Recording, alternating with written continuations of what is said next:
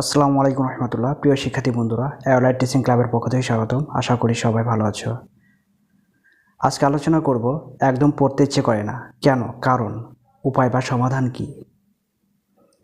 শুরু করার আগে ছোট্ট একটা রিকোয়েস্ট, আমাদের চ্যানেলে নতুন হয়ে থাকলে এখনই সাবস্ক্রাইব করুন।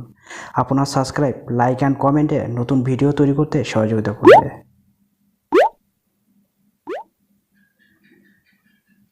তো চলো বন্ধুরা, বিস্তারিত আলোচনা করা যাক। পড়াশোনা করতে ইচ্ছে না করার কারণ: পড়াশোনার গভীরে না পৌঁছা, অন্তর দিয়ে না দেখা। পড়াশোনা করার সুফল পেতে শুরু করলে আগ্রহ বাড়বে। যেমন আপনি যদি ক্লাসে প্রথম থেকে দশমের মধ্যে থাকেন, দেখবেন আপনার মধ্যে প্রতিযোগিতার মনোভাব তৈরি হবে। তখন আপনার পড়তে আরও ভালো লাগবে। তাই প্রতিযোগিতাপূর্ণ লেখাপড়া করুন। কারোর সাথে পড়াশোনা এবং ফলাফলের ব্যাপারে প্রতিযোগিতা করুন। আপনার আশেপাশে যদি আপনার ক্লাসমেট থাকে, তাহলে সবসময় তার চেয়ে একটু বেশি সময় পড়ালেখা করতে চেষ্টা করুন। ধীরে ধীরে আপনার পড়াশোনায় আগ্রহ সৃষ্টি হবে। কৌশল 1: জীবনের লক্ষ্য স্থির না করা।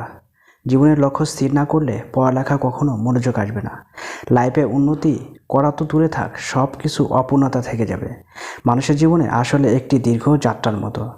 সেই যাত্রায় একটি লক্ষ্য না থাকলে যাত্রাটি হয়ে পড়ে অর্থহীন।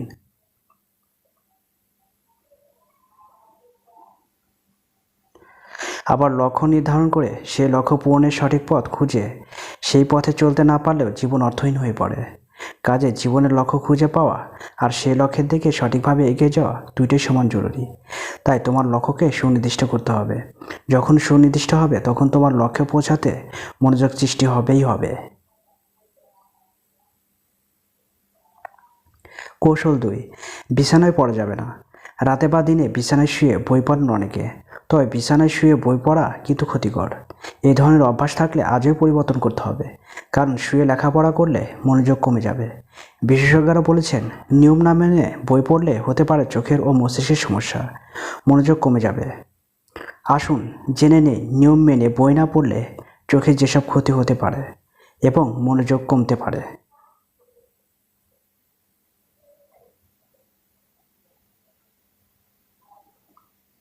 1.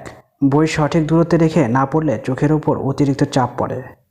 দৃষ্টিশক্তি ঝাপসা হয়ে আসার সম্ভাবনা থাকে, মনোযোগ কমে যেতে পারে। 2. চোখের অংশে কমে যেতে পারে রক্ত চলাচল। 3.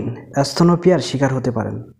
4. চোখের অশ্রুগ্রন্থির পানি শুকিয়ে যেতে পারে, যা চোখের পেশির কাজে বাধা তৈরি হয়, ফলে প্রভাব ফেলে মাথার পেশিতেও। কমে যেতে পারে ঘুম ও মনোযোগের পরিমাণ। 5. অ্যাংজাইটি ও অস্থিরতা বাড়তে থাকে দিনের পর দিন। সব অঙ্গের মধ্যে সবচেয়ে গুরুত্বপূর্ণ হচ্ছে চোখ, তাই শুয়ে পড়ার অভ্যাস ছাড়ুন।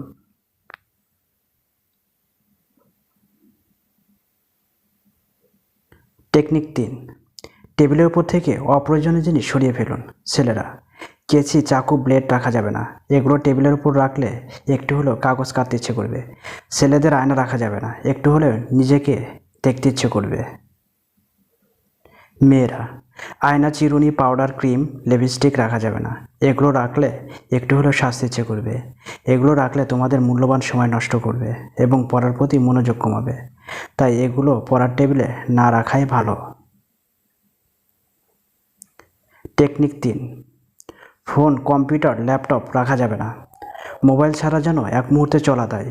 পরিবারের সদস্য থেকে শুরু করে অফিস, বন্ধুবান্ধব, আত্মীয় স্বজন সবার সঙ্গে প্রয়োজনে কথা বলতে মোবাইল ফোনের জুড়ি নেই। তাই যারা ঘন্টার পর ঘন্টা ফোন, কম্পিউটার, ল্যাপটপ দেখে, তাদের চোখে ফোনের বা কম্পিউটারের রেডিয়েশন, আলোক রশ্মি গেলে ঘুম নষ্ট হবে এবং মনোযোগ কমতে থাকবে।